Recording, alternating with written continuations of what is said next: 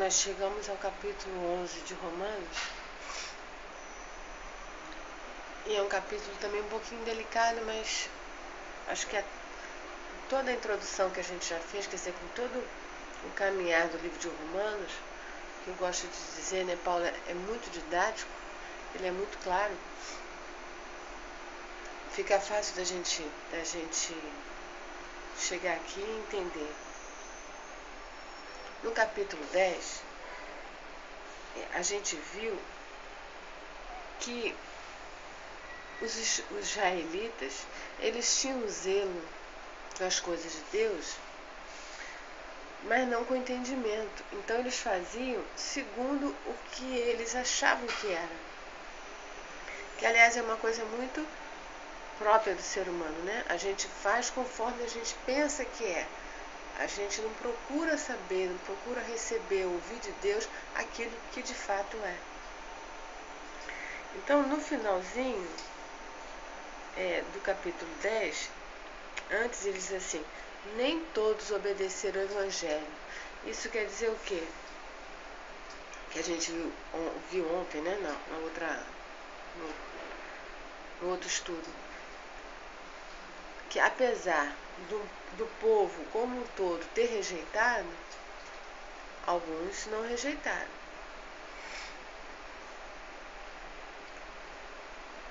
E no finalzinho diz: quanto a Israel diz: todo dia estendia a mão ao povo rebelde e contradizente.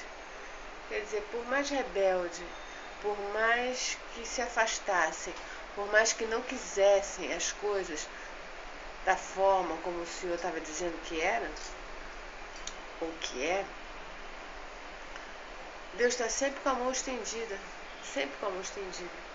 para reconciliação. E isso foi com o povo de Israel e é conosco também. Todo tempo, Deus nos dá oportunidade, nos dá tempo, nos dá convites das maneiras mais diretas e indiretas, das maneiras mais criativas, mas Ele está sempre com a mão estendida ali. Por mais que a pessoa esteja comprometida com o inferno, sempre tem a oportunidade de voltar. Então, ele começa o capítulo 11, que foi como a gente terminou ontem, dizendo assim, ele, Paulo, né? Porventura, pois, terá Deus porventura rejeitado o seu povo? Terá Deus rejeitado Israel? Israel está fora? Ele mesmo responde: de modo nenhum. Porque eu, Paulo, sou israelita, da descendência de Abraão, da tribo de Benjamim. Então ele faz parte daqueles poucos que obedeceram. Se nem todos obedeceram, alguns obedeceram. Se nem todos aceitaram, alguns aceitaram. Se fosse uma atitude de Deus de rejeitar de vez, não teria como Paulo está falando. E continua: Deus não rejeitou o seu povo, a quem de antemão conheceu. E a gente já viu que Deus conheceu a todos. Deus não rejeita ninguém. Nós vimos lá no capítulo 9, se não me engano, que todos estão predestinados à salvação. Todos estão predestinados a conhecer plenamente a verdade, conhecer plenamente a Cristo. E ele diz: Deus não rejeitou o seu povo, a quem de antemão conheceu. Ou não sabeis o que a Escritura refere a respeito de Elias? Como insta perante Deus contra Israel, dizendo: Senhor, mataram seus profetas, arrasaram os teus altares, e só eu fiquei e procuram tirar minha vida. Elias estava desesperado, estava se sentindo sozinho. E às vezes essa é a sensação que a gente tem, que a gente está sozinho, porque tanta corrupção, tanta distorção para todo lado, que a sensação que nos dá é que a gente está falando no vazio, mas não está não. Que lhe disse, porém, a resposta divina? Que respondeu Deus a Elias quando Elias falou o que falou? reservei para mim 7.000 homens que não dobraram os joelhos diante de Baal. Além de Elias, tinham mais 7.000 que não tinham se curvado. Assim, pois, também agora, no tempo de hoje, sobrevive um remanescente segundo a eleição da graça. E quando ele diz assim, também hoje, no tempo de hoje, não é hoje, 2014, é hoje, no dia que ele estava escrevendo essa carta. Já naquele tempo ele está dizendo, olha, existe um remanescente segundo a eleição da graça. Existe um remanescente, como disse lá no capítulo 10, daqueles que obedeceram ao Evangelho, daqueles que quiseram buscar comunhão com Deus. E se é pela graça, já não é pelas obras. Do contrário, a graça já não é graça. Existia antes e naquele momento ali que Paulo está escrevendo, e hoje, um grupo de pessoas que estavam voltadas a ouvir e a receber de Deus. Não estavam preocupadas com as leis, com as normas, com as regras. Ainda que estivessem, vamos cumpri-las, tentar cumpri-las, ainda assim eles queriam receber de Deus. Por isso nós temos lá os heróis da fé, que foram homens, foram pessoas que buscaram ouvir de Deus, e aquilo que eles ouviram, eles obedeceram. Que diremos, pois? O que Israel busca, isso não conseguiu, mas a eleição o alcançou, e os mais foram endurecidos. Ora, o que ele buscava, que ele não conseguiu? Criar leis. Se pegou os 10 mandamentos, eles pegaram os 10, ele pegou, né? Israel pegou os 10 mandamentos, quis seguir, se enrolou nas pernas, criou mais leis, mais regras, e aí começa a discernir. Como algumas pessoas dizem, eu não preciso, eu sei o que é certo, o que é errado, eu crio o meu caminho, eu pego um pouquinho aqui, um pouquinho ali. Não é assim, ou é tudo ou é nada. E eles não conseguiram. Seguindo leis, seguindo normas, não deu. Mas a eleição da graça o alcançou. Alguns ouviram, alguns quebrantaram o coração, e os mais foram endurecidos. Como está escrito, isso aqui é interessante, ó. Como está escrito, Deus lhe deu espíritos de entorpecimento, olhos para não ver e ouvidos para não ouvir. Até o dia de hoje, quando 2014, não, até o dia que Paulo está escrevendo. E disse Davi, torne-se-lhes a mesa em laço e armadilha, em tropeço e punição. Escureçam-lhes os olhos, para que não vejam, e fiquem para sempre encurvadas suas costas. Aí Paulo pergunta, eu nem preciso perguntar, porque Paulo pergunta e responde. Porventura, tropeçaram para que caíssem? De modo nenhum. Mas pela sua transgressão veio a salvação aos gentios, para pô-los em ciúmes.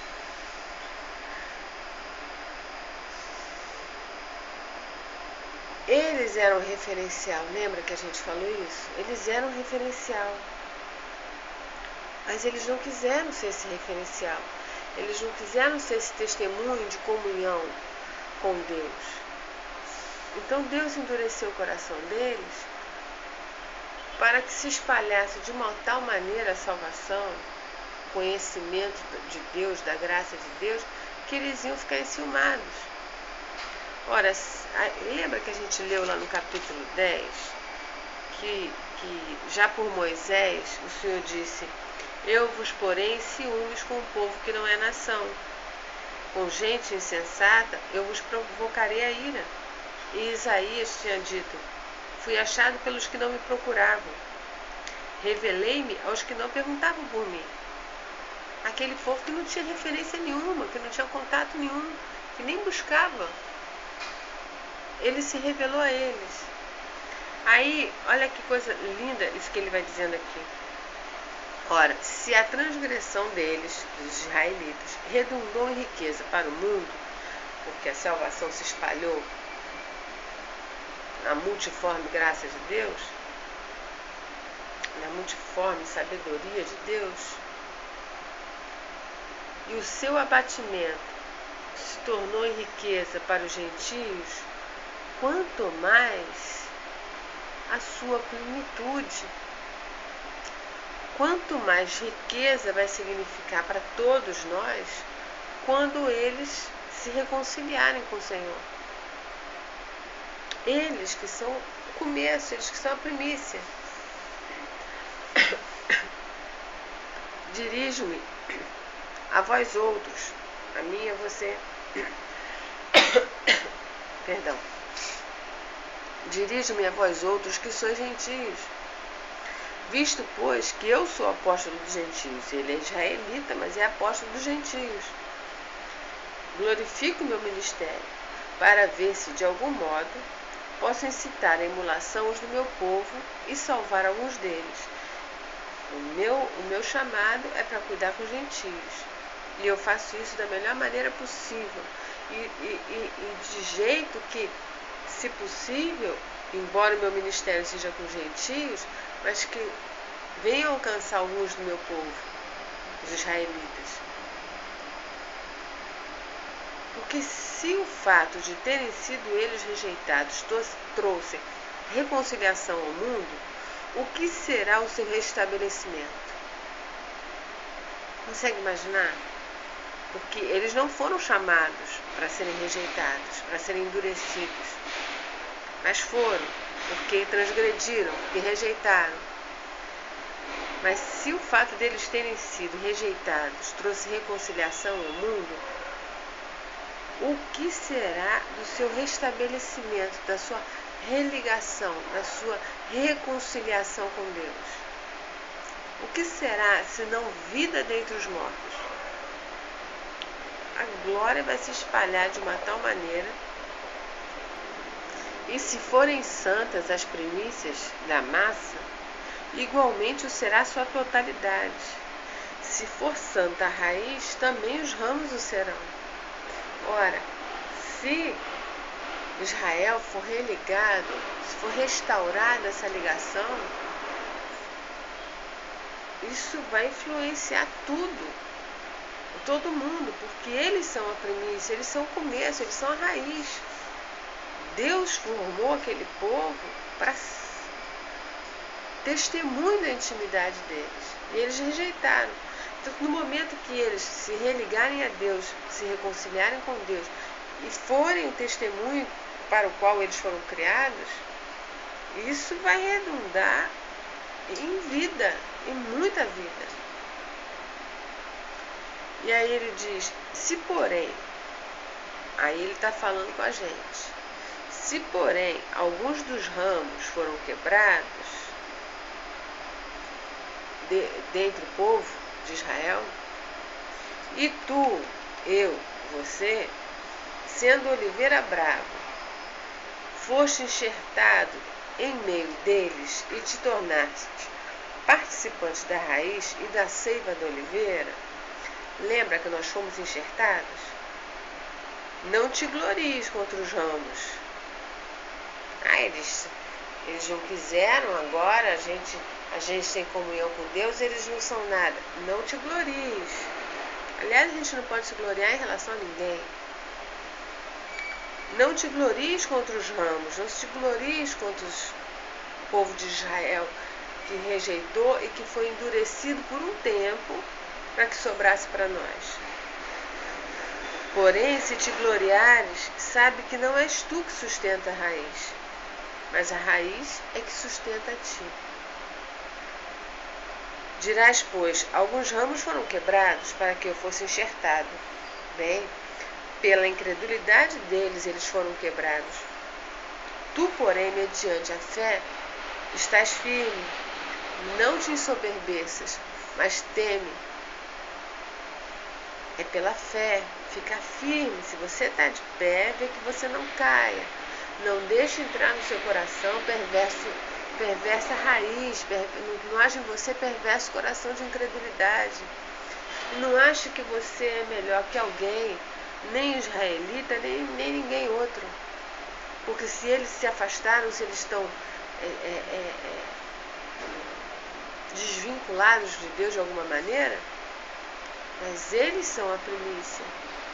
Deus tem uma promessa com os patriarcas. E as suas promessas não falham. Deus não quebra.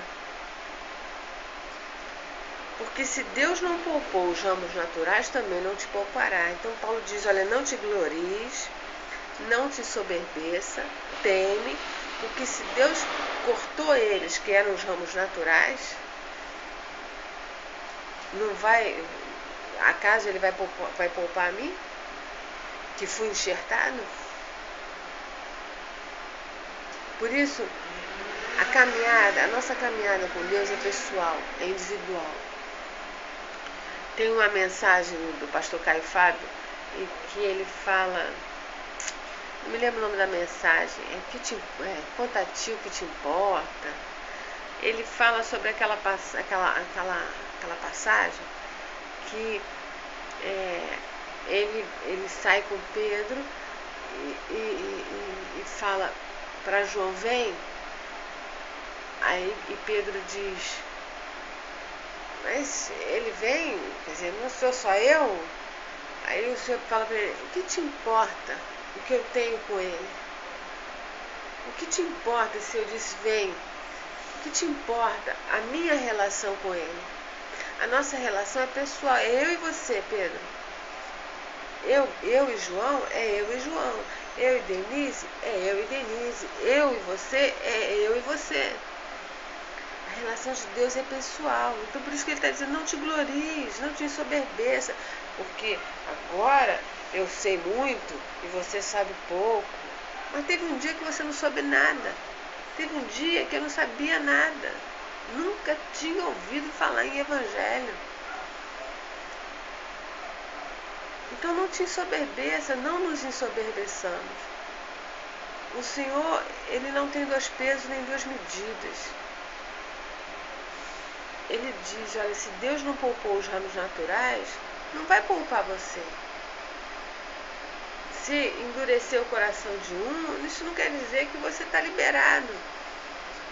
Endurecer o coração deles para sobrar para mim, agora, já enfatizei aqui algumas vezes, não faça da graça uma graça barata, uma graça que justifica você a pecar, uma graça que justifique você a se ensoberbecer, a se jactanciar. É graça, é dependência total de Deus. Porque nós não temos mérito, nós não temos nada que apresentar diante de Deus. Nem nós, nem eles. Mas isso não nos torna melhor do que eles. Pelo contrário, todos pecaram e carecem da glória de Deus. Todos necessitam de reconciliação através do sangue de Cristo. Ele continua, se Deus não poupou os ramos naturais, também não te poupará. Considerai, pois, a bondade e a severidade de Deus. Isso é importante. Para com os que caíram, severidade. Mas para contigo, a bondade de Deus. Se nela permaneceres. Se não permaneceres, tu vai entrar na severidade com aqueles que caíram. De outra sorte, também tu serás cortado. É uma relação pessoal. E a gente vai caminhando, é de fé em fé, é de glória em glória, é de experiência em experiência. É ouvir, é a gente chegar diante de Deus, como Ele fala. Entra no teu quarto, fala com teu pai em secreto, que Ele que ouve em secreto vai te responder, vai te dirigir. E não te importes com os outros, nem para se comparar, para mais nem para menos. Com os outros, com as outras pessoas ao nosso redor, que haja misericórdia, que haja graça, que haja amor. Aquele que está está firme, a gente tem que orar para que ele continue assim. Senhor, não permita que meu irmão caia.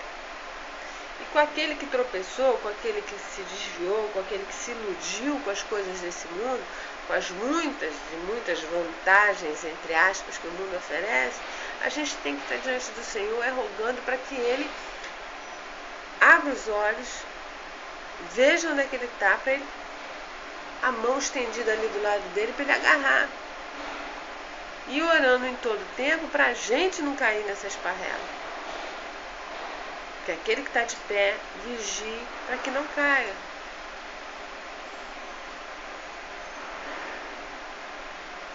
Eles também, se não permanecerem na incredulidade, olha só, se ele fala assim, a bondade de Deus conosco, se nela permanecermos, de outra sorte, também seremos cortados. Foi isso que a gente leu? Eles também. Então, se a gente não permanecer na credulidade, se a gente não permanecer na bondade de Deus, a gente é cortado. Eles também, se não permanecerem na incredulidade, serão enxertados. De novo. Pois Deus é poderoso para os enxertar de novo. Então, os judeus, engraçado, é porque o ser humano é muito engraçado. Ou dá uma ênfase tão de diminuir, eles rejeitaram, então eles agora. Ou dão uma ênfase de que, como eles são as primícias do Senhor, então tudo que vem deles, que vem de lá é o máximo. Dois enganos, dois extremos. Se permanecerem na incredulidade, estão fora. Então o que vem de lá não vem, porque está fora. Mas se eles se voltarem para Jesus, se voltarem para Deus, pela graça, pela reconciliação com o sangue, pelo sangue de Cristo, vão ser enxertados novamente. Pois se foste cortado daqui por natureza, era oliveira brava, nós, e contra a natureza, enxertados em oliveira boa, ou em boa oliveira, quanto mais não serão enxertados na sua própria oliveira aqueles que são ramos naturais. Então, Deus não tem acepção de pessoa. Isso aqui é falado, todos pecaram, todos estão fora todos dependem, né, da graça de Deus. Deus não tem acepção, ele enxerta, desenxerta a hora que ele quer. Mas não é a hora que ele quer, não é aquela coisa de o que enxerta, o que desenxerta, o que cria isso é a credulidade, é a dependência ou não da graça de Deus. Querer ou não comunhão com o Pai. Porque não quero, irmãos, que ignoreis esse mistério, para que não sejais presumidos em vós mesmos, que veio endurecimento em parte, lembra que a gente falou? Nem todos obedeceram, portanto nem todos desobedeceram. Veio endurecimento em parte a Israel, até que haja entrado a plenitude dos gentios. E assim todo Israel será salvo, como está escrito: virá de Sião o libertador, e ele apartará de Jacó as impiedades. Essa é a minha aliança com eles, quando eu tirar os seus pecados. Então, enquanto a plenitude do gentio não chega, Deus está trabalhando com eles, tirando os pecados. Deus não para de trabalhar um minuto. Ele está trabalhando em todo mundo. Está ministrando graça, ministrando amor, ministrando perdão, revelando, tratando. Por mais que a gente esteja desligado, por mais que a gente não perceba, por mais que o coração esteja endurecido, empedrado, Deus não para. Porque Ele ama você. Seja você judeu, seja você gentio, Ele ama você, Ele me ama, Ele não desiste. Enquanto tem fôlego de vida, Ele está dando oportunidade, Ele está mostrando, Ele está convidando todo o tempo.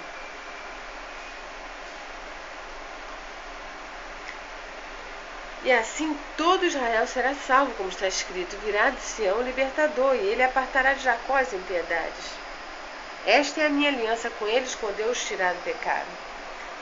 Quanto ao Evangelho, são eles inimigos por vossa causa. Quanto, porém, à eleição, amados por causa dos patriarcas, porque os dons e a vocação de Deus são irrevogáveis.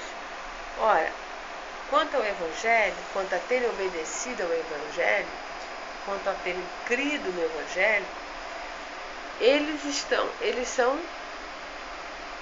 desligados, eles são inimigos. Mas quanto à graça, porque a graça não tem acepção de pessoas, quanto à graça, amados, principalmente por causa dos patriarcas. Deus não falha nas suas promessas. O que ele prometeu, o que ele disse a Abraão, a Moisés, está valendo. Está valendo. Ele disse que ia levar o povo para uma terra que manava leite e mel, ainda que eles, por causa deles mesmos, por causa da incredulidade deles, tenham ficado um bom tempo no deserto, rodando lá. E só ficaram lá, rodando, porque não creram. A chave sempre é a fé. Sempre não, é a única. Que assim como vós também outrora fostes obedientes a Deus, agora está falando com a gente de novo, mas agora alcançaste misericórdia à vista da desobediência deles, assim também estes agora foram desobedientes, para que igualmente eles alcancem misericórdia à vista do que vos foi concedida, da que vos foi concedida. Porque Deus a todos encerrou na desobediência, a fim de usar de misericórdia para com todos. Todos pecaram, todos estão destituídos da glória de Deus, todos carecem da glória de Deus, todos precisam da misericórdia de Deus, todos precisam da graça, da revelação da graça, do favor, da bondade de Deus, para que ninguém se glorie. Não é porque é judeu, não é porque não é judeu. É porque todos somos criatura, todos precisamos nos ligar com Ele, todos nós precisamos dessa comunhão para recebermos poder para sermos feitos filhos de Deus. Aí ele mesmo fala assim, já que o negócio é tão aparentemente difícil de entender, ele mesmo acaba o capítulo dizendo: ó profundidade da riqueza, tanto da sabedoria como do conhecimento de Deus, quão insondáveis são os seus juízos e quão inescrutáveis os seus caminhos. Está difícil de você entender isso tudo? É por causa disso, que a profundidade da riqueza, da sabedoria, do conhecimento de Deus, os insondáveis juízos, inescrutáveis os seus caminhos, isso está muito distante. Lembra que a gente já falou aqui numa outra oportunidade? Está muito distante do nosso mais sábio, do homem mais sábio. Está muito distante. Porque a sabedoria do homem é loucura, não chega aos pés. E a sabedoria de Deus é algo tão intangível que a gente acha louco. É tão simples, é tão maravilhoso, que a gente não consegue entender, porque o homem está sempre querendo umas coisas assim, complicadas, rebuscadas, assim, né? Quando a gente fala assim, simples assim, é crer na graça de Deus. Você diz, não, mas não pode ser só isso. Aí começa, mas, não tem mais. Simples assim, profundo e complicadíssimo assim, inescrutável assim. Ó profundidade da riqueza, tanto da sabedoria como do conhecimento de Deus. quão insondáveis são os seus juízos e quão inescrutáveis os seus caminhos. Quem, pois, conheceu a mente do Senhor? Ou quem foi o seu conselheiro? Ou quem primeiro deu a ele para que lhe venha a ser restituído?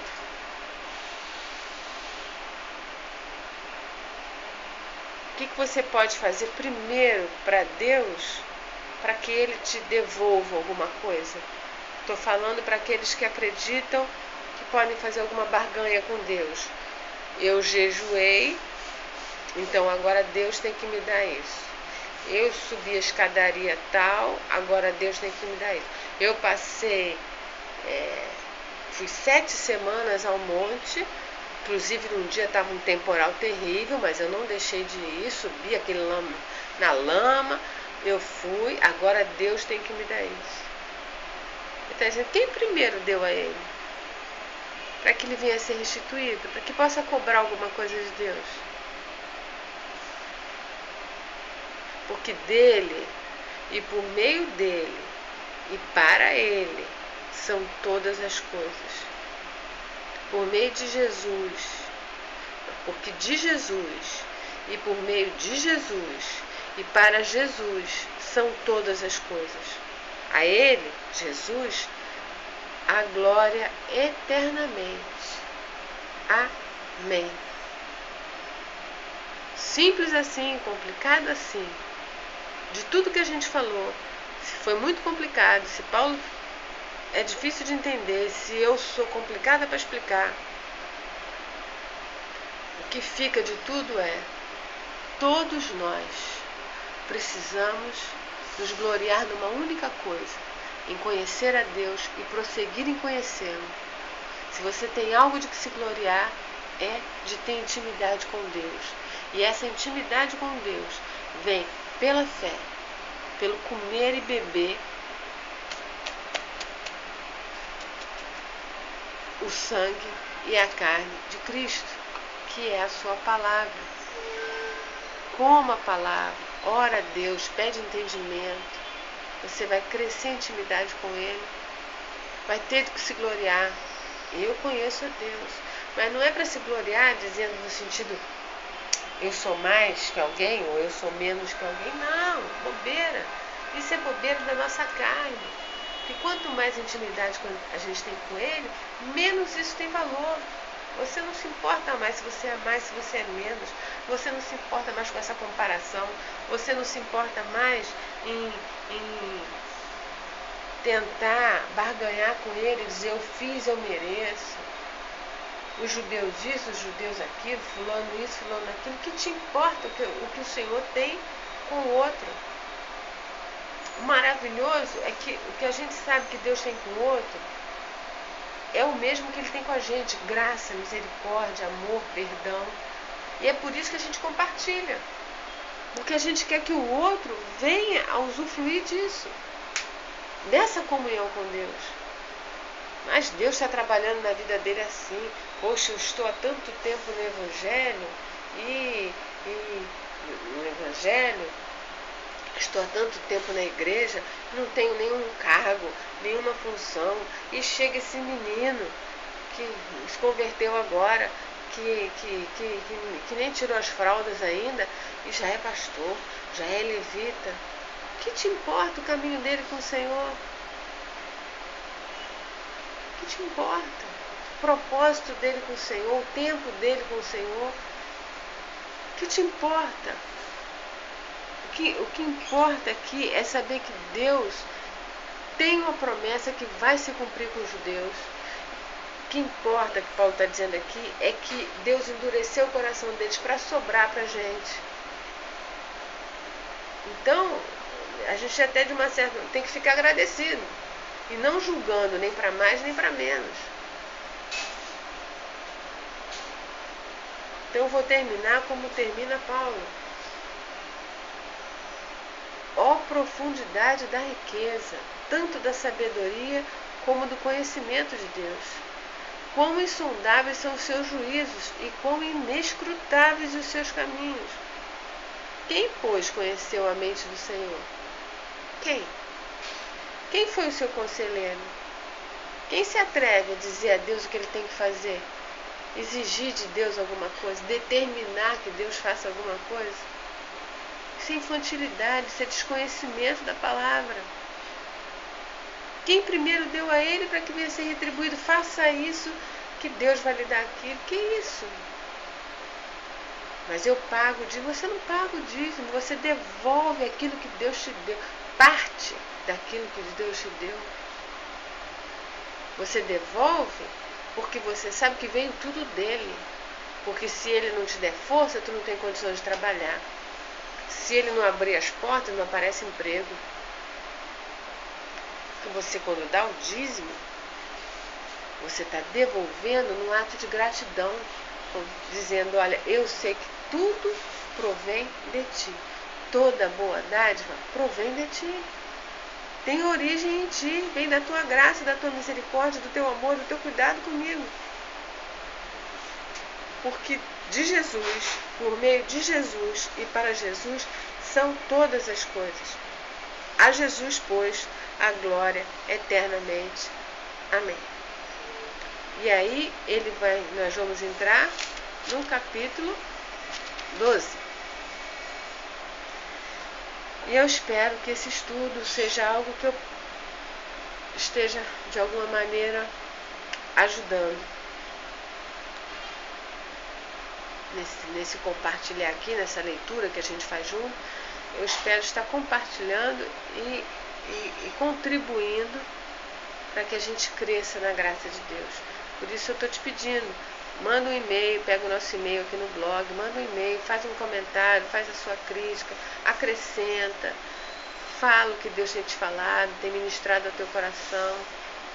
Mas não fala do nosso cenário, não fala porque as condições técnicas são baixíssimas. Fala da graça de Deus que tem te alcançado, da misericórdia de Deus que tem se revelado a você de uma maneira poderosa. Não só através do nosso estudo aqui, mas pela multiforme graça de Deus, pela multiforme sabedoria de Deus. Jesus te abençoe e te guarde até o capítulo 12. Fica na paz do Senhor.